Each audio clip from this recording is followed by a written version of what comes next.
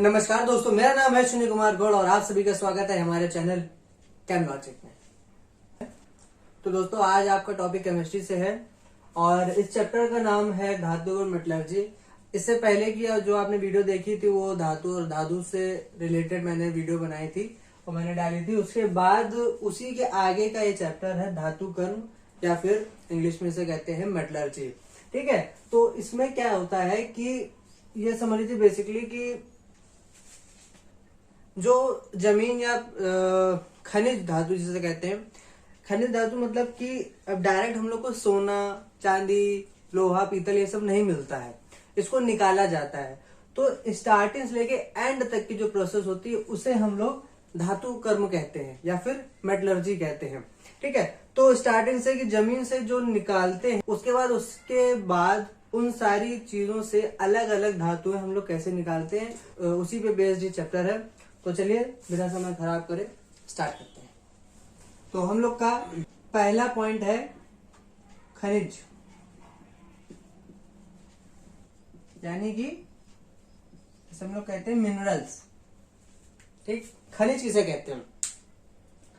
तो बहुत सिंपल सी भाषा है, बहुत सिंपल सी लैंग्वेज में यूज करता हूँ और मैं उसी में बताना चाहूंगा कि जिससे आपको बहुत इजीली तरीके से सारी चीजें समझ में आ जाए। ये 10th क्लास का चैप्टर है और चलो बताते हैं। खनिज किसे कहते हैं? खनिज जिसे कहते हैं जो कि प्राकृतिक रूप में या फिर जो पृथ्वी में या फिर पृथ्वी के अंदर से जो मिले हुए जो धातु होती हैं, सोना, चांदी, लोहा, पीतल, तांबा, ये सारी चीजें जो मिलती हैं, बट ये अलग अलग फॉर्म में तो मिलती नहीं है, बिल्कुल मिट्टी के रूप में मिलती है। ठीक है, तो ऐसे तत्वों को जो कि पृथ्वी पर या फिर पृथ्वी के नीचे जो पाए जाते हैं उसे हम खनिज कहते हैं। ठीक है, अब इसके बाद जो दूसरा पॉइंट आता है हम लोग को खनिज के बाद, वो यही आता है जो हमारा चैप्टर था, धातु कर्म और या फिर मेटलर्जी। इसके बारे में क्या कहते हैं इसको? धातु कर्म का मतलब होता है अयस्कों से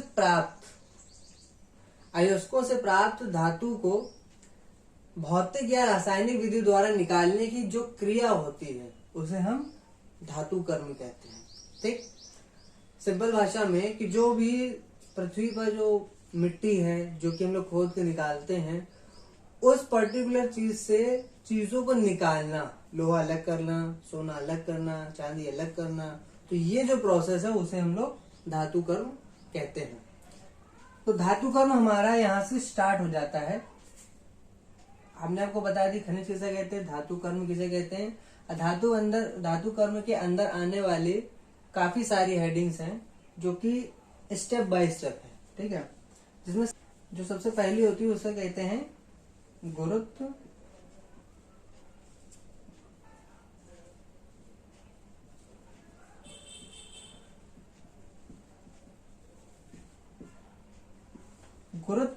पृथक्करण विधि। ठीक है, बेसिकली ये दो तरीके की होती है। एक तरीके से जिसमें कि सबसे पहला जो होता है जो कि लोहे को अलग करने में करते हैं, तो यहाँ पे एक मोटर लगा देते हैं, यहाँ पे एक मोटर लगा देते हैं। ठीक है, और उसके बाद इसके ऊपर एक पट्टा लगा देते हैं। जब घूमता है तब इसकी दिशा ऐसी होती है और इसकी दिशा ऐसी हो जाती है। ठीक है, तो इसमें क्या करते हैं कि इसके ऊपर जो पृथ्वी से मिला हुआ जो भी मिट्टी होती है, सबसे पहले उसको इस पट्टे के ऊपर रख देते हैं।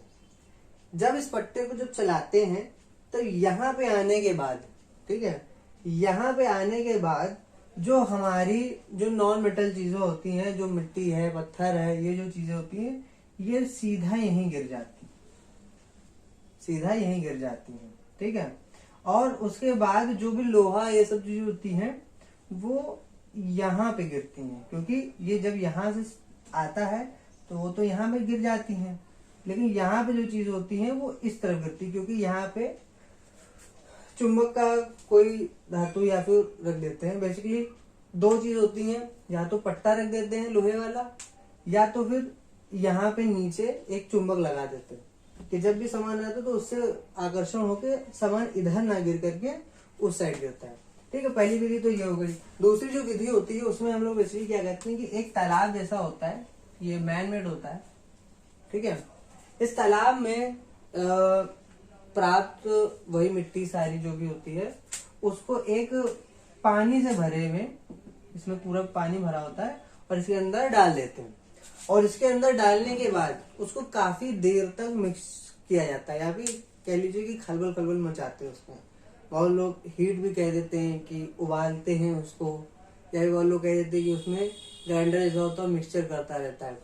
तो उससे होता है क्या, बहुत देर से करने के बाद जो मिट्टी में जो पानी में घुल जाने वाली अशुद्धियां होती हैं, जो कि पानी में आसानी से घुल सकती हैं, वो पानी में घुल जाती हैं। ठीक है, उसके बाद जो हल्के जो थोड़े बहुत तत्व होते हैं वो पानी के ऊपर आ जाते हैं, भारी वाले नीचे चले जाते हैं।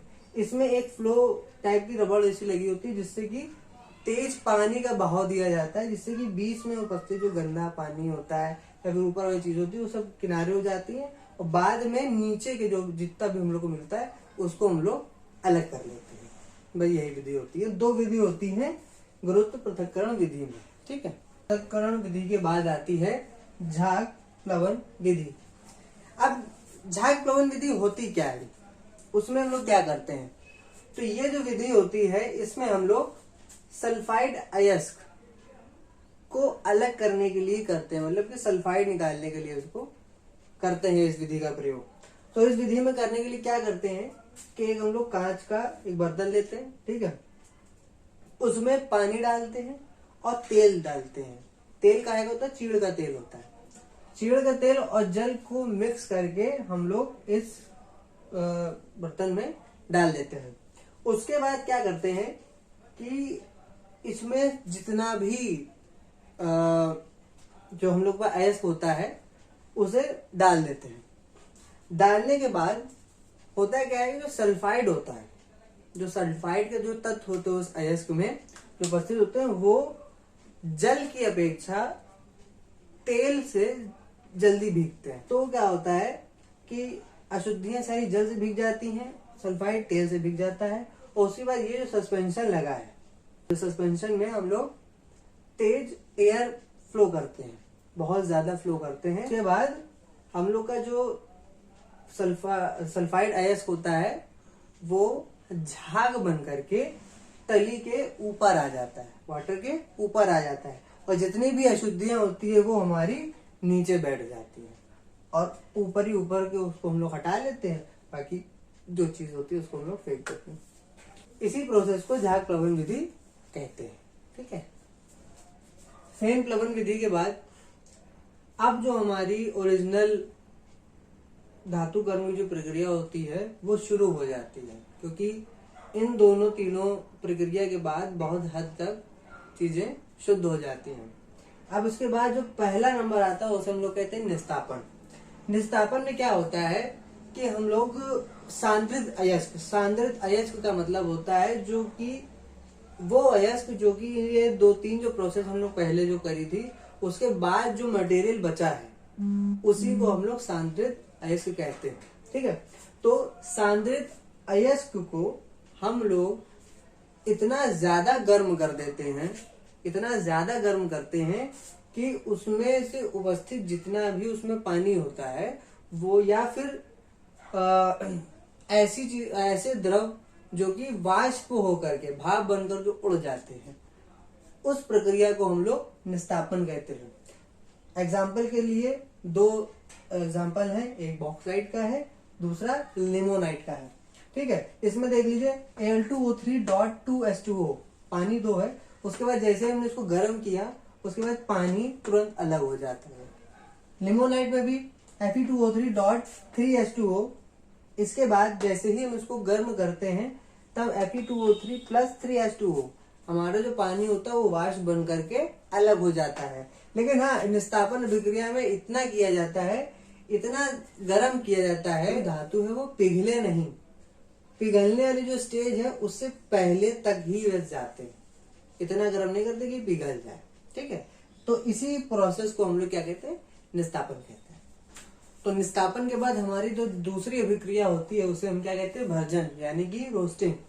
तो अब क्या है कि अब जितनी भी हमारी अभिक्रिया होंगी, इसके बाद वाली जितनी भी अभिक्रिया होंगी, ये एक प्रॉपर भट्टी में की जाती हैं, ठीक है, जो कि भट्टी हम आगे बताएंगे।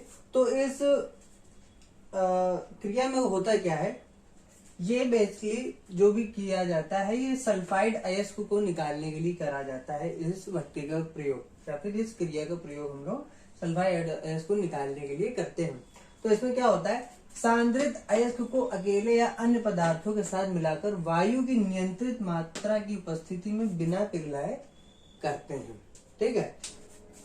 इसी प्रक्रिया को हम लोग भर्जन कहते हैं। मतलब क्या है इसका कहने का, सांद्रित अयस्क, जो कि अयस्क को हम लोग को प्राप्त हुआ है, उसको अकेले या फिर कुछ और अन्य पदार्थों के साथ मिला करके वायु की एक नियंत्रित मात्रा, मतलब कि ना कम ना ज्यादा, भट्टी के अंदर एक नियंत्रित मात्रा की वायु रखी जाती है। उसी की उपस्थिति में इतना इसको गर्म करते हैं कि ये जिसमें कि इसमें उपस्थित धातु पिघले नहीं। तो इसी पूरी प्रोसेस को हम लोग क्या कहते हैं, भर्जन कहते हैं, भर्जन विधि कहते हैं। एग्जाम्पल के लिए कॉपर पायराइड का हमने यहाँ पे यूज किया है CuFeS2। तो यहाँ पे जब इसको हम लोग ऑक्सीजन में मिलाते हैं, यहाँ पे लिखा है ना वायु की नियंत्रित मात्रा में, तो यहाँ पे हम लोग ने ऑक्सीजन लिया है। तो 2CuFeS2 को ऑक्सीजन के साथ जब मतलब करते हैं, तब हम लोग को बचता क्या है, Cu2S plus 2FeS plus SO2, sulphide हमारा अलग हो गया, ठीक है। तो इसी को प्रोसेस को हम भर्जन कहते हैं। अब इसके आगे मैं बताऊंगा कि भर्जन कौन सी भट्टी में किया जाता है, ठीक। चलिए, तो भर्जन में हमारी इस भट्टी का यूज होता है, जो कि इस भट्टी का नाम हमारा क्या होता है, परावर्तनी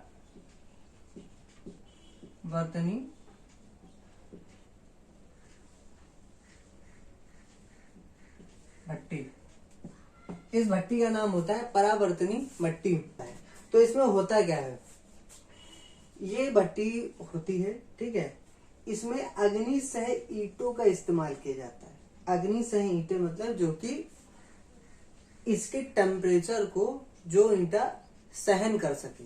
अगर नॉर्मल जो ईंटें हम लोग घर के यूज में लिए जाते हैं, वो ज्यादा हीट से वो चिटक जाते हैं, टूट जाते हैं। तो इस भट्टी में जो यूज किए जाने वाले ईंटें थोड़े दूसरे तरीके के होते हैं, जो कि इसमें उपस्थित जितनी भी हीट है उसको आराम से झेल सके, सह सके। तो इसीलिए इसको कहा जाता है कि ये भट्टी अग्नि सह ईंटों से बनी होती है, ठीक। पहली चीज तो ये तो स्ट्रक्चर आपको समझ में आएगा कि ये ईंटों से बनी होती है। दूसरी बात, इसमें होता क्या है, ये इसमें 3 पार्ट होते हैं, 1, 2 and 3, ठीक है। पहला जो पार्ट होता है, इसमें यहाँ पे अब गरम करना है हमें, तो बड़ी सी बात है, इसमें कुछ जलता होगा, कोयला है या फिर कोई भी ईंधन, जिससे कि ये चीज जलती है। दूसरी चीज, यहाँ पे चूल्हा लगा होता है। चूल्हा का मतलब कि इसी पे सांद्रित अयस्क को रखा जाता है।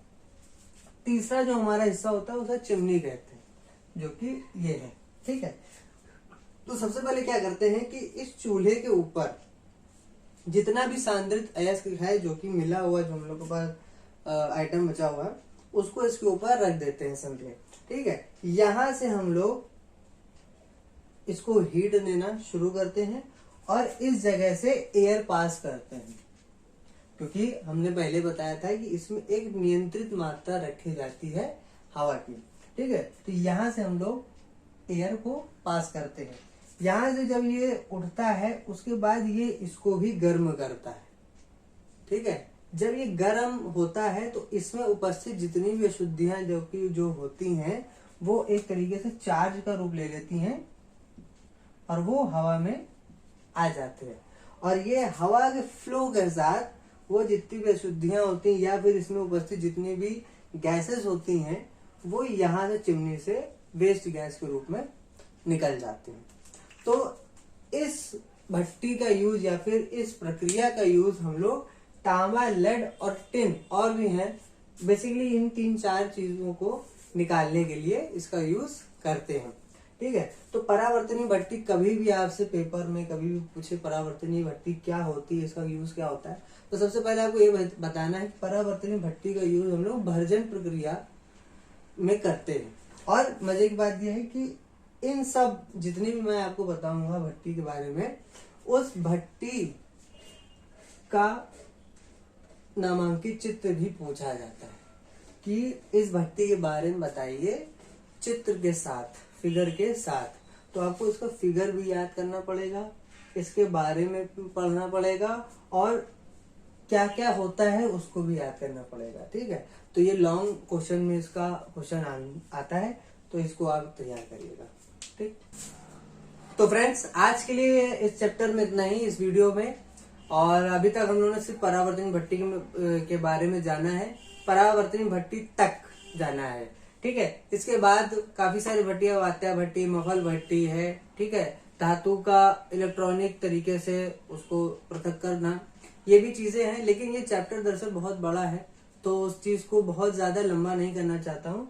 तो पर्टिकुलर हर एक भट्टी को मैं चाहता हूँ कि अलग अलग उसमें डिवाइड कर दूं।